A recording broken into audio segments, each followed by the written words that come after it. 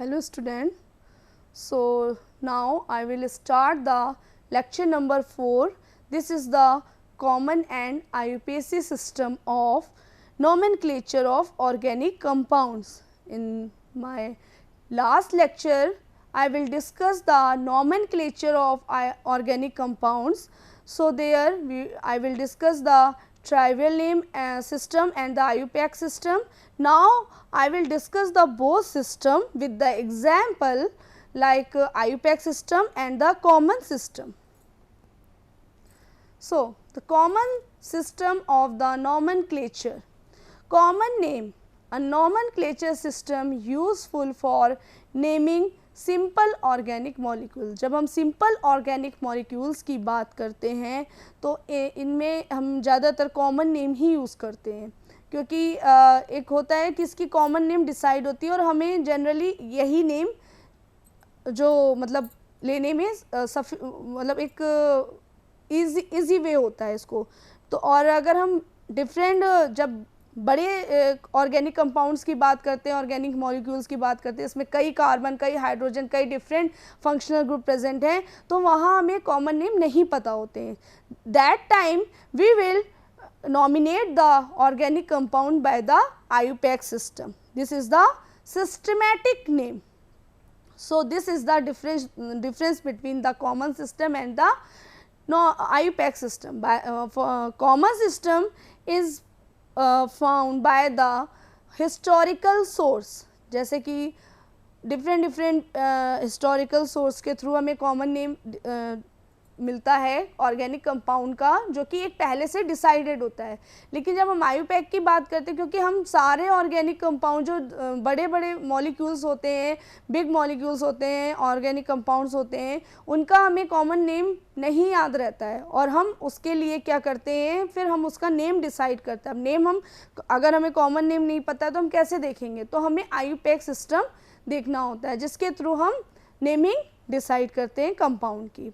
So it often fails for more complex molecule because common system वही है ना कि common system बहुत से ऐसे molecules हैं जिनमें बहुत सारे different group present हैं, different moiety present है, तो उनके लिए जो common name देना बहुत ही difficult है complex compound के लिए. तो उसके लिए हमें फिर different way जो कि IUPAC system के थ्रू हम नेमिंग देते हैं कंपाउंड की, वो फॉलो करना होता है. इन विच केस सिस्टमैटिक और IUPAC सिस्टम इज प्रेफर किया जाता है. द प्रीफिक्स एन और normal is used when all the carbons form a continuous unbranched और linear chain. The increasingly large number of organic compounds identified with each passing day together with the fact that many of these compounds are isomer of other compounds requires that a systematic nomenclature by the system be developed.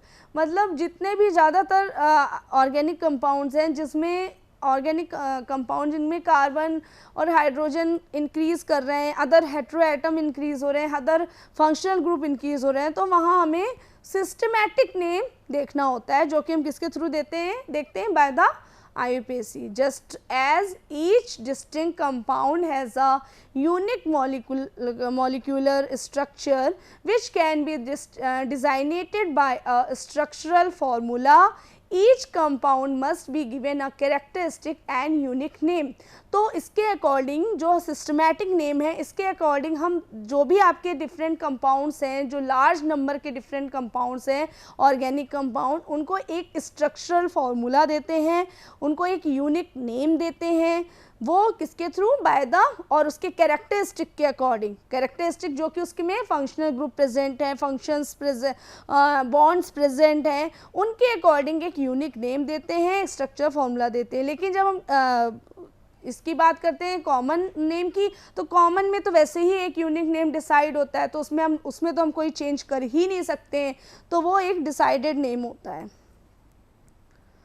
फिर अब common name हम जैसे देखें, as organic chemistry grew and developed, many compounds were given tribal name which are now commonly used as and recognized. अब क्या है, कुछ compounds ऐसे हैं जो कि आज भी अपने common name से ही यूज़ किए जा रहे हैं, उसमें हम IUPAC का इतना रोल नहीं देखते हैं, क्योंकि वो एक तो छोटे कंपाउंड्स हैं, उनमें बहुत सारे डिफरेंट एटम्स नहीं, हेटेरो एटम्स नहीं प्रेजेंट है, डिफरेंट फंक्शनल ग्रुप नहीं प्रेजेंट है, तो उनमें छोटे छोटे से मॉलिक्यूल्स हैं, तो उनके एक कॉमन नेम जो डिसाइड है और उसी को हम आज यूज़ करते आ रहे हैं, जैसे कि methane CH4, butane C4H10, acetone CH3COCH3, toluene C3H6H5, acetylene C2H2, ethyl alcohol C2H5OH. These are the common name system. These are the common name and हम इनको यूज़ भी कर रहे हैं, क्योंकि ये बहुत ज़्यादा कॉम्प्लिकेटेड नहीं है, बहुत ज़्यादा कॉम्प्लेक्स नहीं है.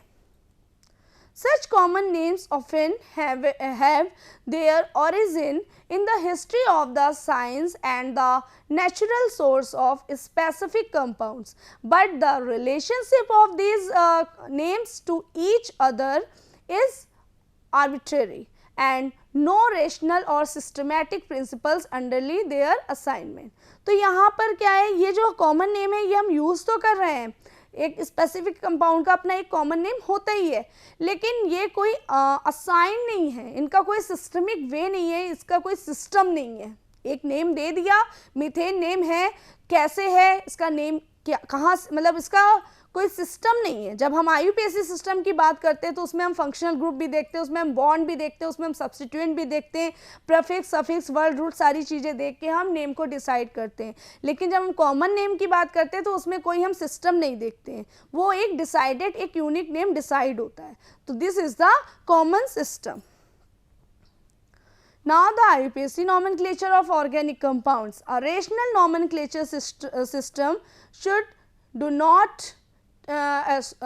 do at least two things. First thing is that it should indicate how the carbon atoms of a given compounds are bonded together in a characteristic lattice of chain and ring. Second is it should identify and locate any functional group present in the compound. तो जब हम IUPAC nomenclature की बात करते हैं तो यहाँ दो कंडीशंस होती हैं. फर्स्ट थिंग इज़ दैट कि इसमें हम कार्बन एटम कितने प्रेजेंट हैं, पहले तो हम उसको देखते हैं, लॉन्गेस्ट चेन को डिसाइड करते हैं. अब वो जो चेन है वो रिंग के फॉर्म में है या चेन के फॉर्म में, ये सारी चीज़ें हम पहले देखते हैं. सेकेंड थिंग इज डैट इसमें हम आइडेंटिफाई करते हैं और लोकेट करते हैं फंक्शनल ग्रुप को या फिर other substituent which is present in the organic compound, और उसको डिसाइड करते हैं कि कौन सा फंक्शनल ग्रुप प्रेजेंट है और कौन सी पोजीशन में प्रेजेंट है. डिफरेंट प्रेजेंट है तो कौन कौन सी पोजीशन में प्रेजेंट है. Since hydrogen is such a common component of organic compounds, its amount and locations can be assumed from the tetravalency of carbon and not to be specified in most cases. तो hydrogen जो है एक common component है organic compound का जो हमेशा carbon के साथ होता है, और इसका जो अमाउंट है और लोकेशन है कार्बन में एज अ टेट्रावेलेंसी की, तो क्योंकि कार्बन की वैलेंसी के साथ पूरी होती है तो इस तरह से प्रेजेंट होता है.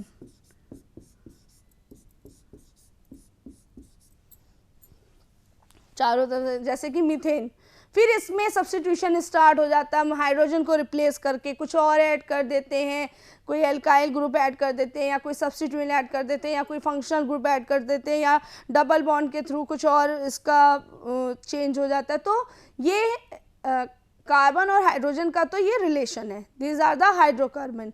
The IUPAC nomenclature system is a set of logical rules devised and used by organic chemists to circumvent problems caused by the arbitrary nomenclature. तो जो IUPAC nomenclature है ये तो एक सिस्टमैटिक nomenclature है जो कि जो भी ऑर्गेनिक केमिस्ट हैं जिनके थ्रू ये डिसाइड किए गए हैं, इनके रूल्स हैं और उसको फॉलो करके हम नॉमिनेट करते हैं ऑर्गेनिक कंपाउंड्स को. Knowing these rules and given a structure formula, one should be able to write a unique name for every distinct compound. Likewise, given a IUPAC name, one should be able to write a structural formula. In general, to IUPAC name will have their 3 essential features.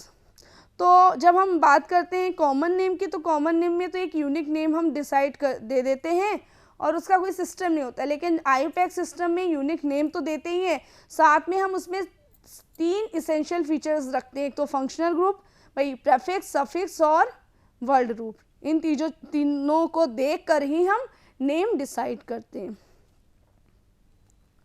A root or base indicating a major chain or ring of carbons atoms found in the molecular structure. A suffix or other elements designating functional group that may be present in the compound. तो सबसे पहले हम root word देखते हैं जिससे जो कि longest chain को सेलेक्ट करते हैं जिसके थ्रू, फिर हम सफिक्स देखते हैं, सफिक्स जो कि इंडिकेट करता है फंक्शनल ग्रुप को। अब इसमें 2 सफिक्स होते हैं, प्राइमरी जो देखता है बॉन्डिंग को और मतलब कार्बन के नेचर को, बॉन्डिंग को, और फंक्शनल ग्रुप को सेकेंडरी सफिक्स। फिर names of the substituent other than hydrogen the complete the molecular structure. फिर उसके बाद नेमिंग देते हैं सब्स्टिट्यूएंट की, वही प्रीफिक्स को जो कि हाइड्रोजन के से अलग अटैच, मतलब हाइड्रोजन को रिप्लेस करा के उसमें कार्बन से अटैच हो जाता है जाकर।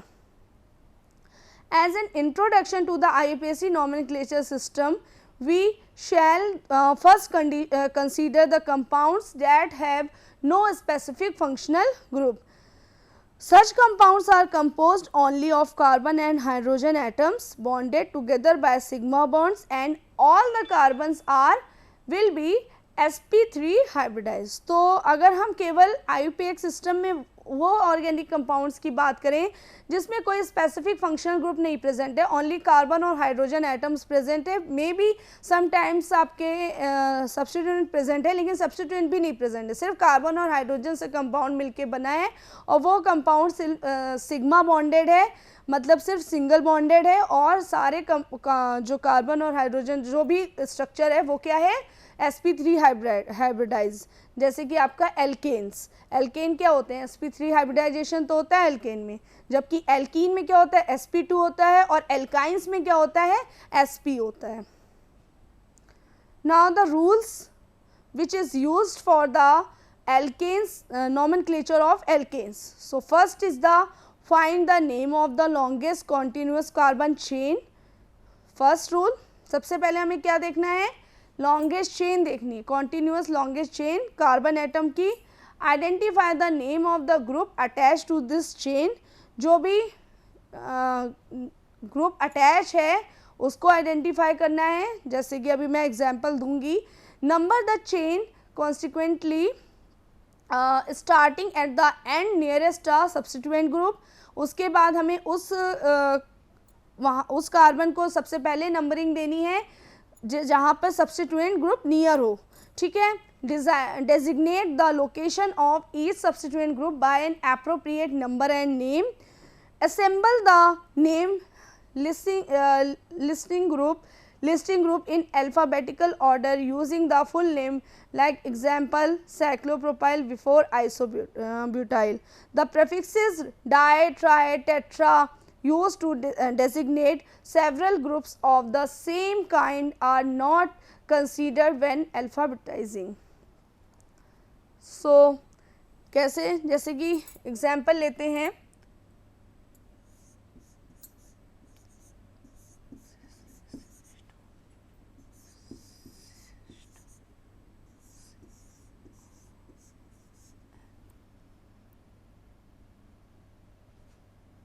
एक सिंपल सा एग्जाम्पल लिया है ब्यूटेनोइक एसिड का।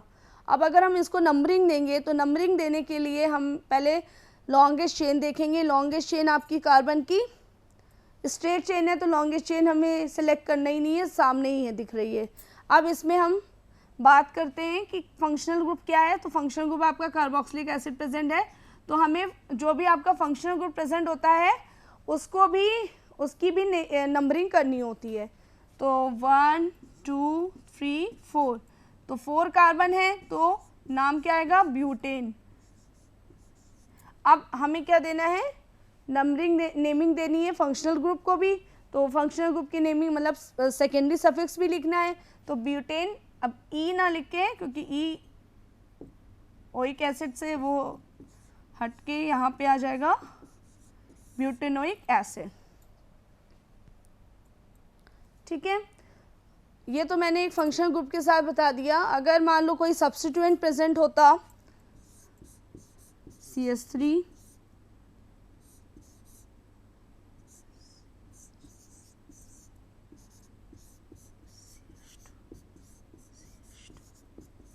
CH3, मान लीजिए ये कंपाउंड होता, तो अब इसमें क्या लगा है, सब्स्टिट्यूएंट लगा हुआ है हैलाइड, तो हमें कैसे नंबरिंग देनी होगी, जहाँ से सब्स्टिट्यूएंट पास हो। तो हम पहले तो लॉन्गेस्ट चेन सेलेक्ट करेंगे, लॉन्गेस्ट चेन आपकी स्ट्रेट रहेगी। अब इसमें क्या है, Br है एज अ सब्स्टिट्यूएंट, तो हमें नंबरिंग स्टार्ट करनी है 1 2 3 4 5। नेमिंग क्या हो जाएगी, 2 ब्रोमो, क्योंकि Br है तो 2 ब्रोमो, आगे 5 कार्बन की चेन है तो पेंटेन। तो इस तरह से एल्केन की नेमिंग होती है। उसके अलावा अगर डबल बॉन्ड यहाँ पे एल्केन है तो डबल बॉन्ड और ट्रिपल बॉन्ड की तो हम बात ही नहीं करेंगे, सिर्फ सिंगल एल्केन है तो सिंगल बॉन्ड की ही बात करेंगे। मान लीजिए अगर इसमें CH3 C CH3 CH2 CH2 CH3, अब इस तरह से प्रेजेंट है। अब हमें देखना है कि हम पहले तो लॉन्गेस्ट चेन कैसे सिलेक्ट करें। अगर हम यहाँ से सिलेक्ट करते हैं 1 2 3 4 5, तो 5 कार्बन की चेन हमें मिल जाएगी। अगर हम यहाँ से सिलेक्ट करते हैं तो 1 2 3 4 5, तो भी हमें 5 कार्बन की। अगर हम इधर से सिलेक्ट करते हैं तो 1 2 3 4 5, ठीक है, एक पूरी चेन मिल रही है और एक मिथाइल ग्रुप मिल रहा है एज अ सब्स्टिट्यूएंट। तो अगर हम यहाँ से पूरा सिलेक्ट करते हैं तो 1 2 3 4 5। अब हम ये देखेंगे कि अगर हम इधर से सिलेक्ट कर रहे हैं तो मिथाइल ग्रुप कौन सी पोजीशन में आ रहा है, सेकंड पोजीशन पे। अगर हम यहाँ से सिलेक्ट करते तो 1 2 3 4, तो 4 पोजीशन पे आता। अगर हम इधर से सिलेक्ट करते तो 1 2, तो इधर और इधर से सिलेक्ट करने में कोई डिफरेंस नहीं है। अगर हम यहाँ से सिलेक्ट करें तो भी सेकेंड पोजीशन पे मिथाइल आता और यहाँ से सिलेक्ट करें तो भी। तो हम ऐसे ही नेमिंग लेंगे जहाँ से सब्स्टिट्यूएंट भी हमें पास में नियर अबाउट मिले और आपकी लॉन्गेस्ट चेन भी सिलेक्ट हो जाए। तो इसकी नेमिंग क्या होगी, 2 मिथाइल, और लॉन्गेस्ट चेन है आपकी 5 कार्बन की, तो 2 methyl pentane. So this is the example of the nomenclature of alkanes. Now the IUPAC rule for cycloalkanes nomenclature. Cycloalkanes like cyclopropane, cyclobutane, तो इनकी नेमिंग हम पहले तो साइक्लो को एज अ प्रीफिक्स की तरह नेमिंग देते ही देते हैं, साथ में एल्केन जोड़ देते हैं। ठीक है, तो for a mono substituted cycloalkanes the ring supplies the root name and the substituent group is named and usual allocation is a number is necessary. If the alkyl substituent is large and or complex, the ring may be named as a substituent group on an alkane. अब इसमें भी different case आते हैं, भी बताते हैं। If 2 different substituents are present on the ring, they are listed in alphabetical order and the first cited substituent is assigned to carbon. अब क्या होता है, पहले तो साइक्लोएल्केन में साइक्लो को एज अ प्रीफिक्स रखते हैं। कभी कभी क्या हो जाता है कि आपका मान लीजिए सब्स्टिट्यूएंट लगा हुआ है ग्रुप में, कंपाउंड है आपका, ऑर्गेनिक कंपाउंड है, उसमें सब्स्टिट्यूएंट लगा हुआ है, तो सब्स्टिट्यूएंट को एज अ प्रीफिक्स देंगे, देन हम पूरा रिंग का नाम लिखेंगे। कभी कभी कौन सी कंडीशन आती है कि सब्स्टिट्यूएंट जो लगा है उसमें कार्बन एटम ज़्यादा है और जो रिंग है वो आपकी कम कार्बन की, तो पूरी रिंग को क्या करेंगे, एज अ सब्स्टिट्यूएंट ले लेंगे और जो आपका सब्स्टिट्यूएंट की तरह कार्बन, जिनके कार्बन एटम ज़्यादा है, उसको लॉन्गेस्ट चेन में लिख देते हैं।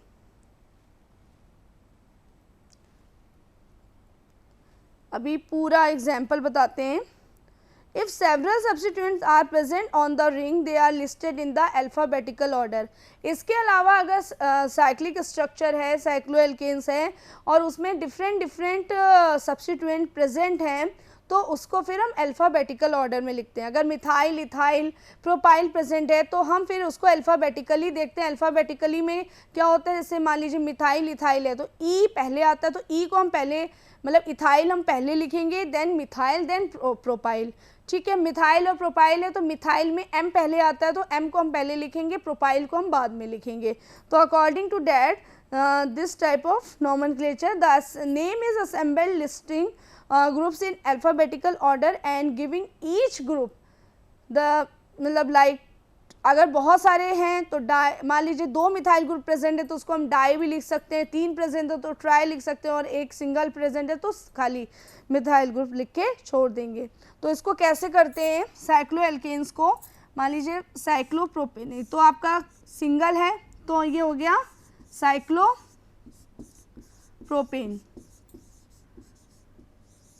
अब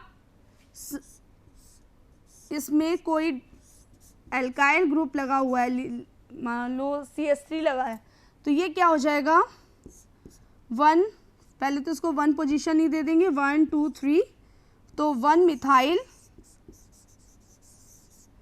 साइक्लोप्रोपेन।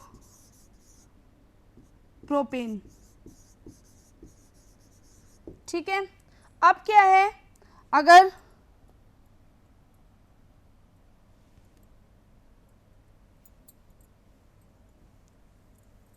इसमें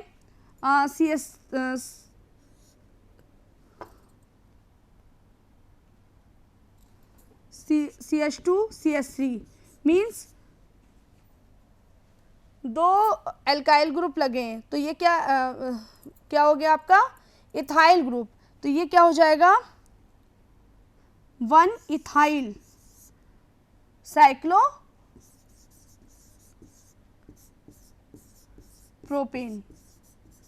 ठीक है, फिर इसके बाद अगर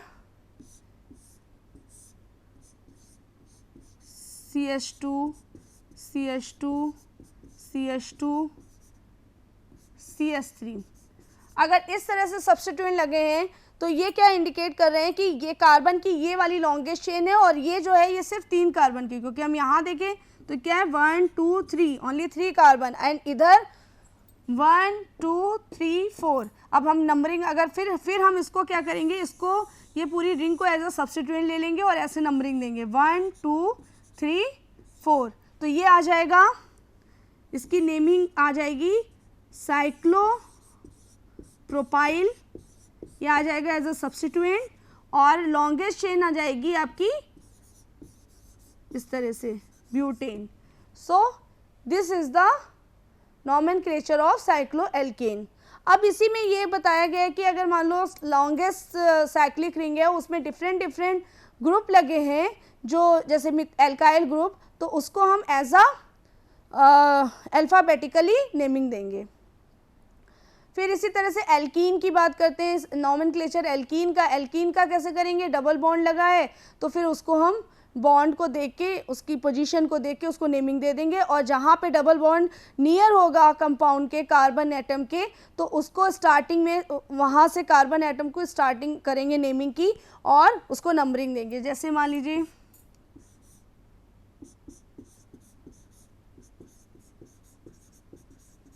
इस तरह से है तो हम इधर से ना नंबरिंग देके जहाँ से डबल बॉन्ड पास है वहाँ से नंबरिंग दे देंगे और नेमिंग इस तरह से दे देंगे। इसी तरह से साइक्लो एल्कीन्स के लिए हो जाएगा।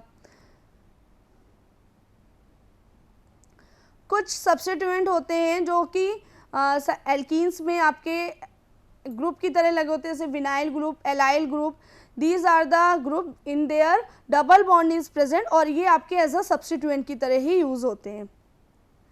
एल्काइंस में क्या होता है, ट्रिपल बॉन्ड प्रेजेंट होता है, जैसे कि मान लो